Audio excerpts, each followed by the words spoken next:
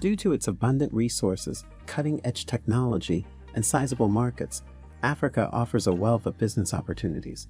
Over 136,000 millionaires reside on the continent already, with South Africa, Egypt, and Nigeria leading the pack. Even though young investors and business owners have also been adequately utilizing the opportunities that exist, many of these millionaires are older. According to the IMF's recent World Economic Outlook, 6 of the world's 10 fastest-growing economies are in Africa. Furthermore, by 2050, the continent's economy could quadruple in size and be worth up to $29 trillion. Africa's path to economic prosperity, like that of China and India, will produce a slew of big winners, and unfortunately, a lot of losers. The big difference is that most of the smart entrepreneurs who are currently making a fortune in Africa have a distinct perspective on the continent. Strangely, while most people are annoyed and frustrated by these issues, the business people who are transforming Africa and making a fortune are fired up and inspired by them. The successful African entrepreneurs use their creativity and innovation to tackle complex issues in a way that generates income, adds jobs, and improves the lives of people because they have a unique perspective on problems. Africa is a market that favors people who can solve problems. Therefore, the potential rewards are higher if you can solve larger problems. As such, our video today looks into the top 30 investment and business opportunities in Africa. Be sure to like, comment, and subscribe for more exciting videos.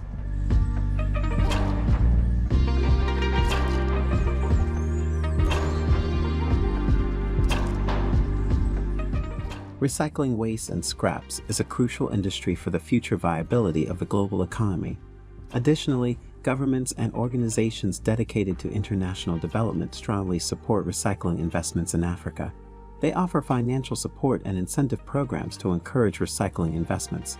Tire recycling is a highly lucrative business concept for African decision-makers, particularly as African nations are seeing an increase in the number of cars and trucks. For instance, there are more than 12 million cars in Nigeria alone, and Kenya records a number of over 3 million. With tires having a typical lifespan of about 4 years, the future of this industry looks very lucrative. Investment in waste tire recycling facilities is made possible by government incentives and funding from international development organizations. A program for the collection and recycling of used tires in Africa is run by the Recycling and Economic Development Initiative of South Africa, but other sub-Saharan African nations also offer sustainability grants.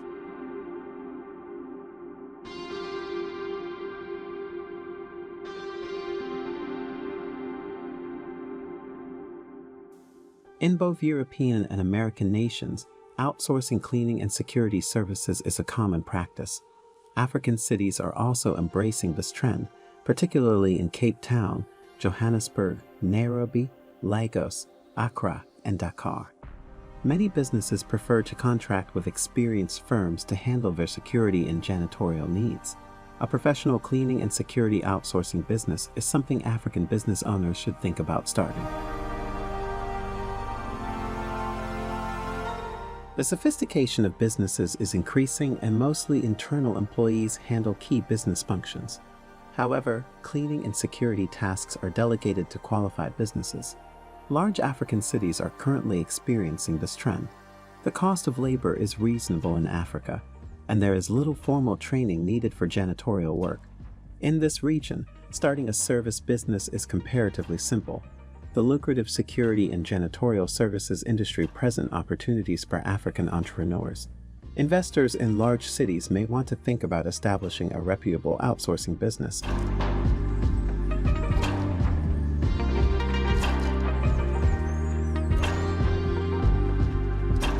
If you ever find yourself wondering about a business venture that will assuredly provide profits and returns after investments, food processing, and packaged food manufacturing stand as a viable option. This business is successful in Africa because it serves as a stopgap to the growing consumer demand for convenient foods, especially in urban areas. Customers who can afford packaged foods are more common in these areas, so investing in this business will undoubtedly pay off. Over the past 50 years, processed food consumption in Africa has increased. As more people work outside the home, the opportunity cost of time for women and men has increased, leading them to purchase processed food. In addition, there is a very limited supply of packaged and processed foods on the domestic market, which means that the majority are imported. And in areas where supply exists, market monopoly dominates as there is very little competition. This opens up room for risk-venturing entrepreneurs to invest in the packaged food industry, a fully integrated and operational manufacturing facility that processes raw materials, develops unique recipes for product preparation, and then packages the finished products for distribution and sale would be a formidable investment venture.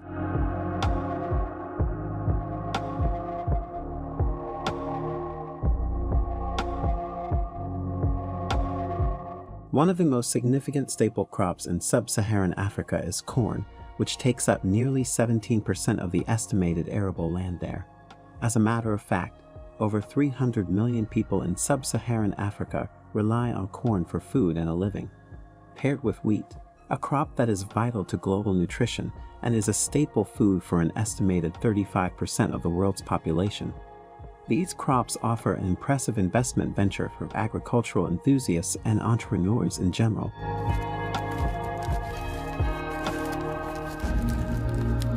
Maize and wheat milling is a lucrative business opportunity in sub-Saharan African countries.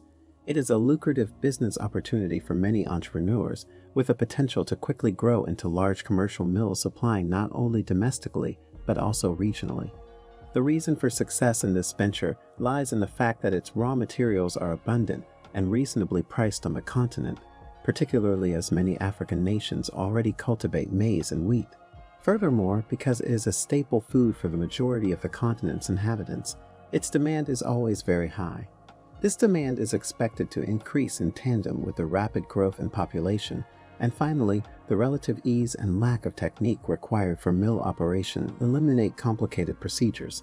Running a mill does not necessitate many complicated procedures, and factory workers can start using reliable machines after some training.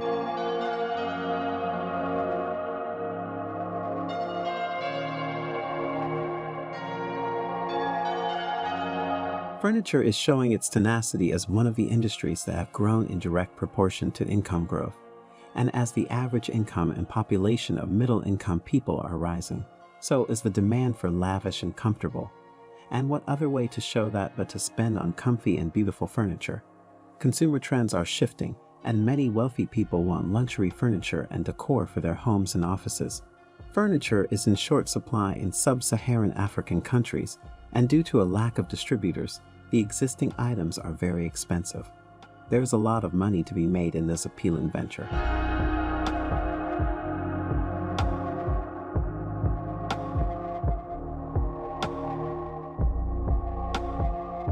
Clothing is a business sector that is highly correlated with the country's economic growth. There is a high demand for clothing and apparel in African countries, but there are not enough branded and reasonably priced clothing companies. African consumers follow fashion and seek higher quality textiles.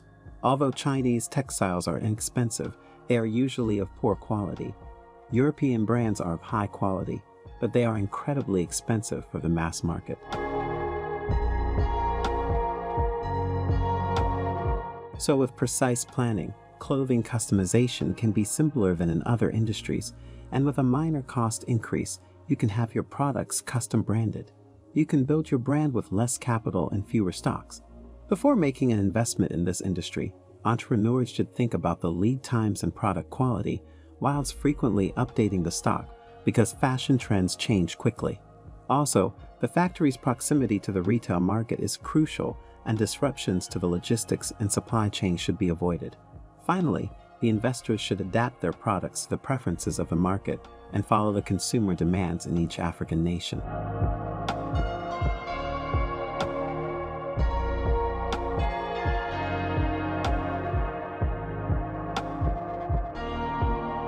Solar street lighting technology has become extremely efficient as a result of improved solar panels and the energy efficiency of LED bulbs.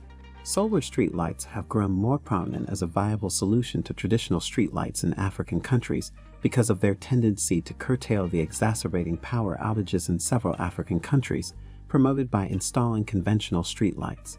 As the global drive to push for renewables intensifies, governments and international organizations are pouring money into renewables, and therefore structure numerous incentives for incorporating renewable technologies into daily life. Lastly, solar streetlights do not necessitate infrastructures such as connection to the national grid or routine maintenance, and are relatively simple to install and use.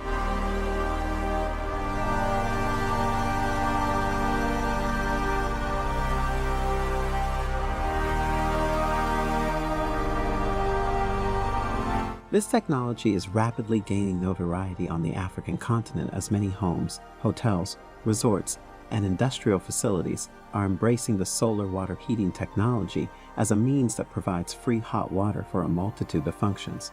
It is a highly feasible investment venture because in Africa, the average number of sunny days is high, and many countries receive direct sunlight all year and do not experience freezing temperatures.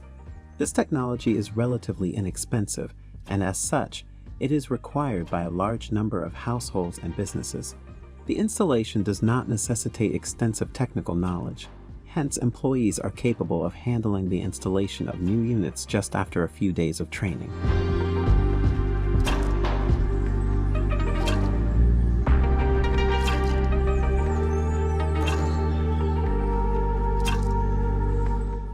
In Africa, water treatment and purification are critical, particularly in several remote villages that lack access to safe drinking water. Generally, a large portion of the population struggle with access to clean water, and as such, the capacity to provide and deliver potable water to households presents highly significant opportunities. In present times, water filtration technologies are numerous, and the equipment varies in size and capacity. Middle-income households in African cities prefer to filter tap water with small home-type water purifiers that are available for sale to African consumers.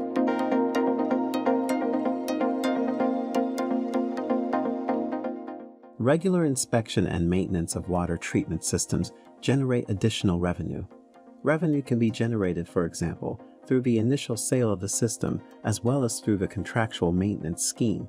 Water purification services are becoming increasingly popular among African businesses who can form alliances with international companies and serve as their local distributor and service center.